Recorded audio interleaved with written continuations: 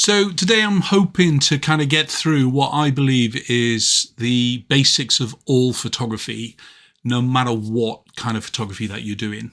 It's not about the lenses, it's not about the cameras, it's not about all the kind of the extra toys that we can buy. It's about a fundamental principle of photography, which is about controlling the light. And then by understanding how to control the light, using what is the exposure triangle to actually create the image that we're trying to create and so on with it. So the exposure triangle is based on three things, okay, as you can see on screen. It's basically shutter speed, aperture and ISO. Shutter speed is going to basically control it to be a sharp or a blurry image.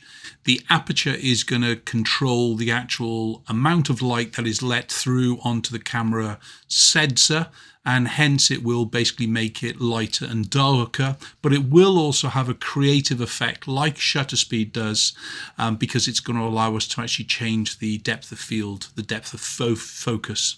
And then of course we've got the ISO, which will be the sensitivity that we're kind of telling the camera to kind of allow the light to work in this way with the sensor.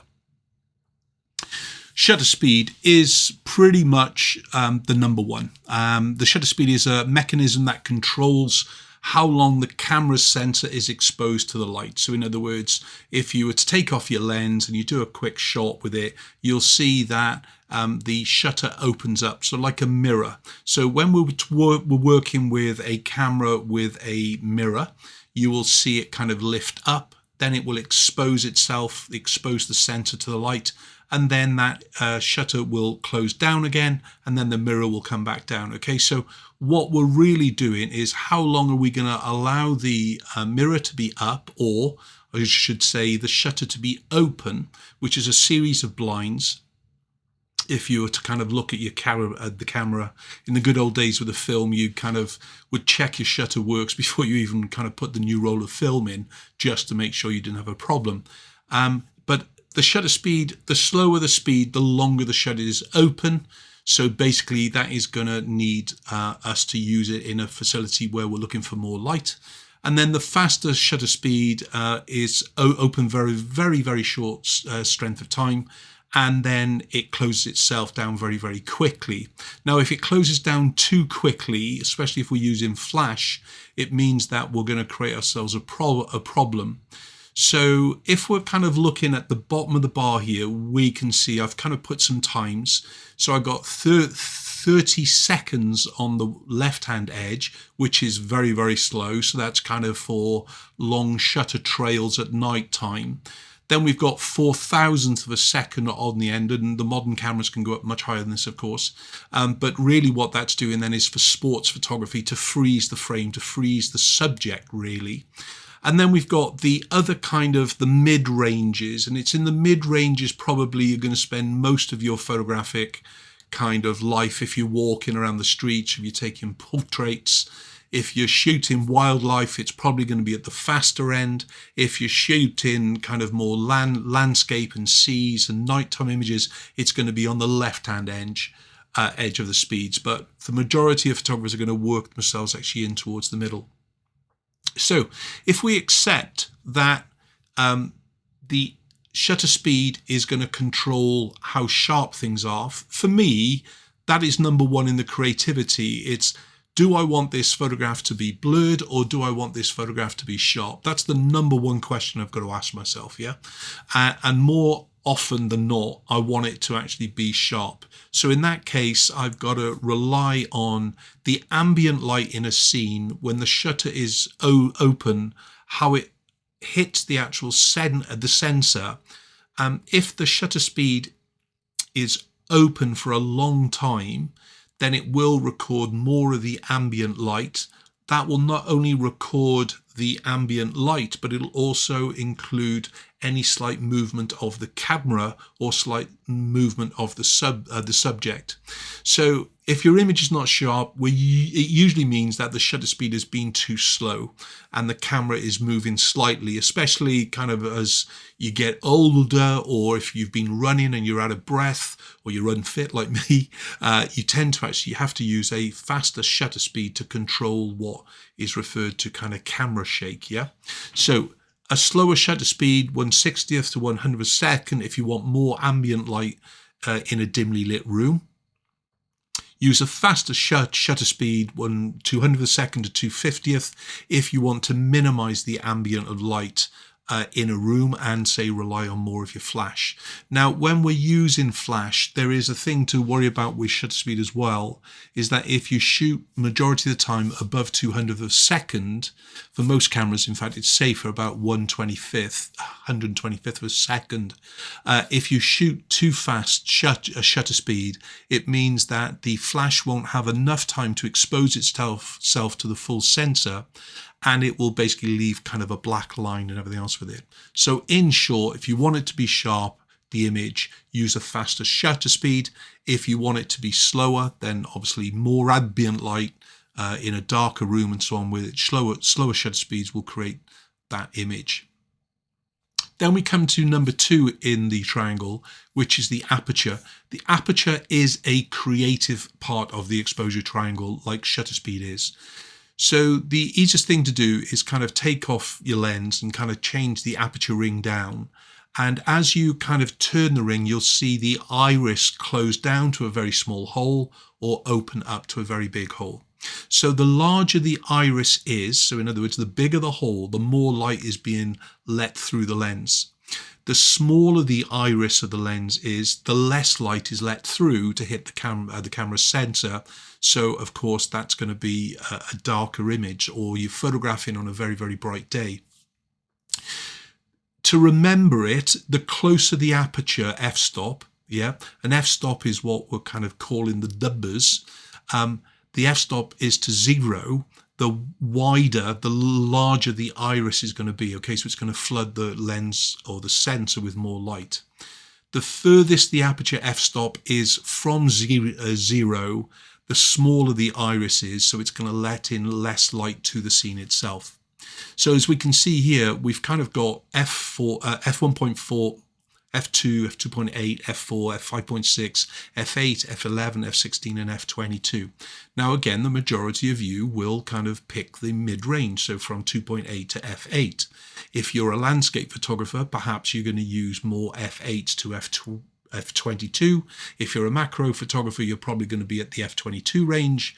If you're a portrait creative photographer, you're going to be probably using the left-hand edge, which is the 1.4s and so on with it. But again, the majority of photographers will spend their life between the f4 and the f8 as their kind of rule of thumb. It is a creative element. The wider the aperture, the wider the iris is, in other words, f2, f2.8, the more things will appear out of focus in the background. If we've got a big depth of field, which is the f11, the f16s, the f22s, more of the actual background will be in focus.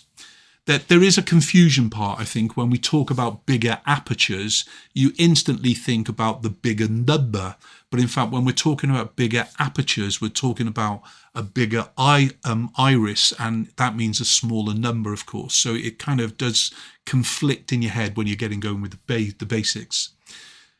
Aperture, as I said, controls that depth of field, and it is that real part.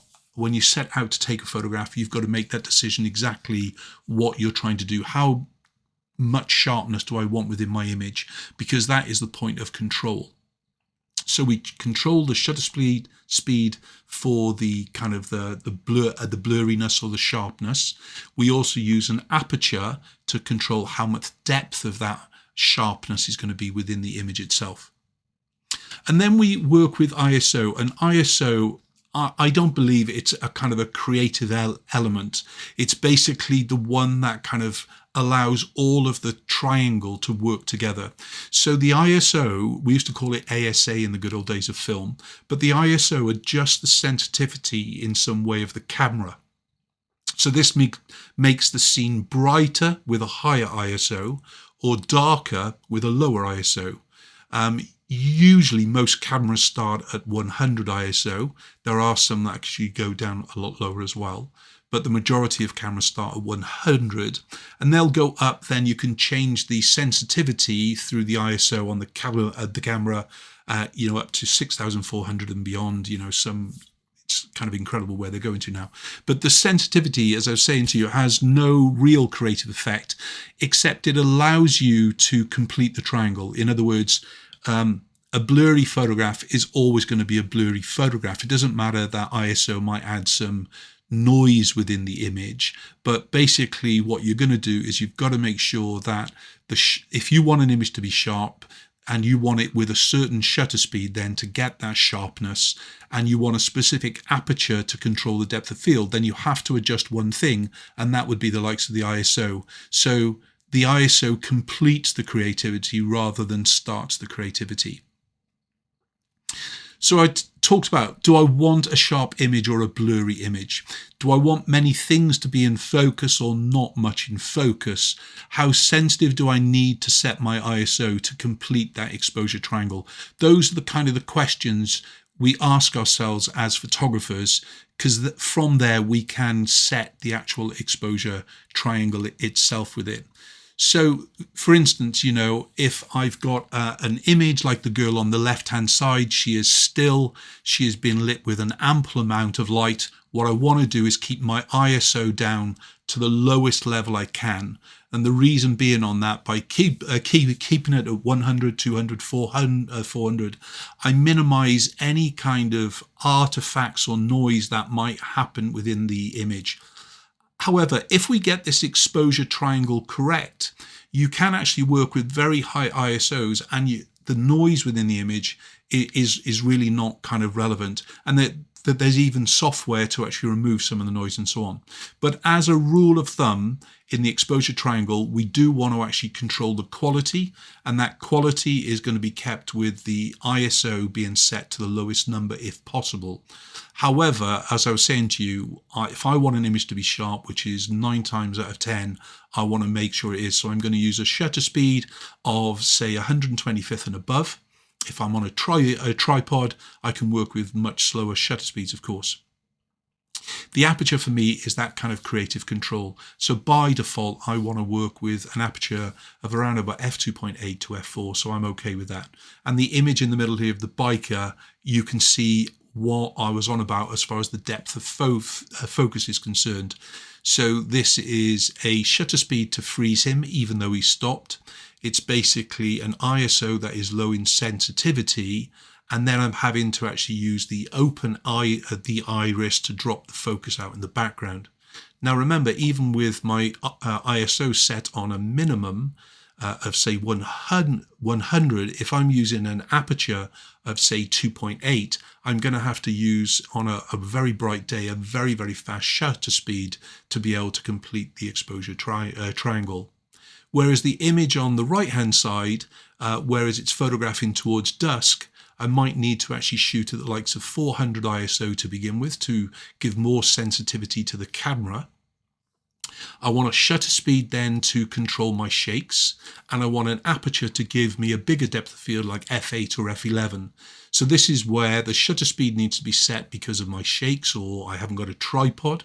The aperture, I need it for the depth of field, so it's the ISO that will complete the triangle through its sensitivity going through perhaps 400, 800 or more. So if the image is too dark, I can lighten it by using a slower shutter speed, opening up the aperture by selecting a lower f-stop, changing the ISO to a higher number to make the sensor more sensitive to light, or a combination of two or more of those things to actually correct that mistake. If the image is too light, I can darken it by using a faster shutter speed, closing down the aperture by selecting a higher number f-stop, and changing the ISO to a lower number to make the sensor more sensitive, less sensitive to light.